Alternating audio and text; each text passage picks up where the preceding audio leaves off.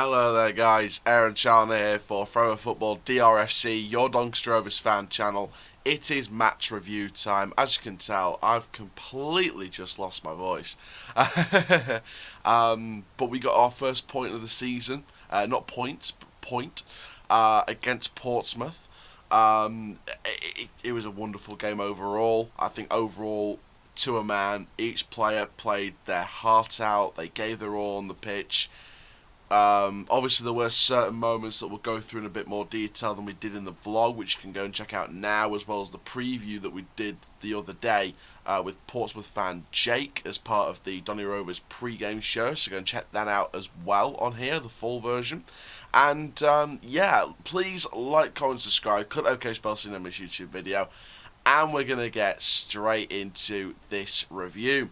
So let's have a look first of all at the overall highlights, the main points to pick out from this. Now, it's very important to mention, I think this is the worst Portsmouth have looked this season. I think people will tell me otherwise, but and funnily enough, literally at the side of my eye, our game is the first one that gets shown on EFL and Quest. Yeah, still looking back at that offside goal, to me, in my opinion, that wasn't offside for me. It really wasn't. You know, I think that was the big first moment, really. There was chances either end, don't get me wrong, but I personally didn't feel like the big moment came until that goal was disallowed for us. Yeah, and it looked onside to me. To me, it looked onside, and seeing the replay back on the corner of my eye, in my opinion, it was absolutely onside. Good penalty saved there by Dahlberg. But yeah, just to me personally, I personally feel like we had that something. You know, I think that that goal being disallowed sort of kept spurring us on. And we got better and better as the half went on. Yes, the stats say we're pretty even, but, you know, I think that's just the game that we had. I think Portsmouth had some chances in the game. We had some chances in the game. We looked overall threat. Do not get me wrong. We looked a threat for most of this match, if not all of this match. The main thing we lacked was just the final touch again. And again, a few of those chances, a different day, may have gone in for us and the opposition.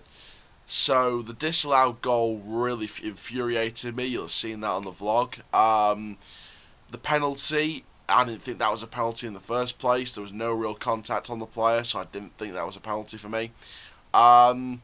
And yeah, there's a few other big moments, few other big chances, but overall, in terms of highlight key moments, in terms of cards, penalties, etc., the disallowed goal, that run hurt me, and the penalty, thank God that was saved, because that was justice jam on toast, that was. So let's have a look at the lineup, and we're going to share with you my player ratings. So, first of all, the subs. So, of course, in reverse order, we brought on Gardner, Smith, and Horton. So, starting off with Horton, who came on for Tom Anderson. Hopefully, we'll get an injury diagnostic in the next 48 hours. So, starting off with Horton, when he came on, I'm gonna give him a high 6. I think that's fair enough. I think he did put his shift in, and overall was pretty decent. Matt Smith, overall again, high 6. I think overall really worked the midfield well when he came on to replace Bostock for the sort of back half of the second half. And Gardner coming on, meaning we had no recognised strikers that were taking off Thiago Chaker. Again, I think that Gardner gets a high 6. Just decent work rate, no real final touch, just the basic rating really. Let's go through then my my official lineup now. So, Dahlberg first of all, 8 out of 10. Made the penalty save, made a few other world-class saves, fingertipped it a couple of times. Oh my God, that guy, that Swedish god.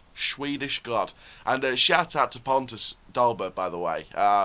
Great picture that we had at the ground after the match. So shout out to Pontus Dahlberg. Next up at the right back position, Noyle. I'm going to give him a 7 out of 10. Really good work rate. Went down the right hand side. Absolute baller of a player. Williams in the centre, going to give him a 7 as well. Overall, pretty good. Anderson, 6, not really enough to shake the overall sort of 50-50 rating. Because obviously he came off quite early on in the first half because of the injury. Cameron John, 8 out of 10. 100%. That guy, I swear to God, is a machine. He was on fire today. Absolutely on fire today. And I really rate the performance of Cameron John. Really rate it. I know I've given constructive criticism last season with Cameron John. Today, he was on fire, and you could clearly see he was the best, one of the better players out there today. And it's hard to tell them apart sometimes because every player on the pitch did well. So I think Cameron John, definitely, in my opinion, 100% is just. He was a cyborg. He was a machine today. He was unstoppable. It's like RoboCop against rubber bullets. It was unbelievable. In the midfield, Bostock, I've got to give him an 8. Even if he didn't survive 90 minutes on the pitch, I've got to give him an 8. He was an absolute beast. Ran that midfield today. Absolutely ran that midfield. Absolutely. Like every other position was a student, he was the headmaster. He ran that midfield today. Really good performance from Bostock. Was into every challenge, every touch, every pass, every moment of the match. He was in on it, and he wasn't afraid to put a shift in. So wonderful work from Bostock. Galbraith, 7, decent work again. Very hard to take over his spot now. Close, 7, was a brilliant guy again. Again, the Brian Stott type midfielder that we've been after for a while now. Brilliant performance. Seaman, 7, really good performance down the wing, got loads of pace, overall did very well. Rowe, my man of the match overall though, 8 out of 10, very high, nearly 9 out of 10. Absolutely wonderful performance from Tommy Rowe, the club legend from a few years back. And Tommy Rowe absolutely stormed it today, absolutely stormed it. And really happy for Tommy Rowe and the progress he's making since he's come back. And overall, Thiago Chaka, I'm going to give him a 6. He felt very isolated, didn't have much to do. And I think a 6 is a fair rating, especially since we played so well as a team. And I think Thiago, was in there, he was getting involved in the moments, but nothing really coming off because he was quite isolated at times as well. So, again, strike force, really needed. Now, what do we need to do finally against Stoke in the Carabao Cup on Tuesday? We need to win. I would like to see a good cup run. I want to see a good cup run. Don't forget, this is the competition where we reach the quarterfinals. So, if any competition we can reach, it's the Carabao Cup. FA Cup, we might have a shout, but Carabao Cup, most likely. So we need to put the big performance in against Stoke City. It's going to be a hard one, though. It's going to be a really hard one because Michael O'Neill's side, joint top of the league now, I think, in the Championship after today's result. Really, really just... They look a different team compared to last season and a couple of seasons before that, even 3 seasons before that. They look a completely different team under Michael O'Neill, so it's going to be a very, very hard fixture to walk all over. So overall, we just need to go out there, have the belief that we can win, never go out and think that we're going to get beat, always think it's going to be a cup final, but think we're going to win. And just see what happens. So we know that Richie Wellens isn't going to risk any players. Obviously, there was one particular player missing from the bench, and that is Omar Bogle. We don't have a clue what's happening with Omar Bogle, whether it's injury, whether he's leaving the club. We did see a Free Press article breaking tonight to say that Omar Bogle is officially not in Wellens' plans for the club in terms of the squad. So it looks like Omar Bogle's probably going to be... He's probably the second player that Wellens was referring to in terms of his press conference before today's game. So it looks like Williams and Bogle are the players that he wants to move on out of the squad to free up funds for whoever we bring in. There's the talk of the 2 loanees from past Free Press reports over the last week or so. There's the talk of this well-renowned League One striker. Loads of talk about who it could be. Many people say it's Will Grigg. Other people say otherwise. I'm willing to hold off and see exactly who we get.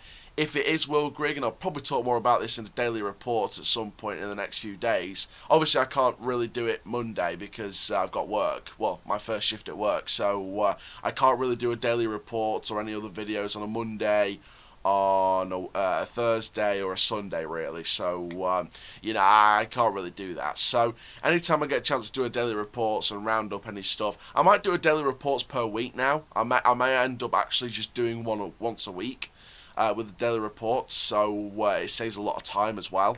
So it means I'm not stressed out as much. So once I get the daily reports done, I think maybe we're looking here at Omar Bogle and Ed Williams being moved on.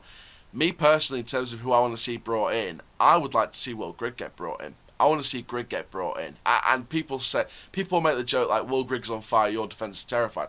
He's a well-renowned League One striker. He's got goals in him, and if he works in the system, I think he can bring off the goals.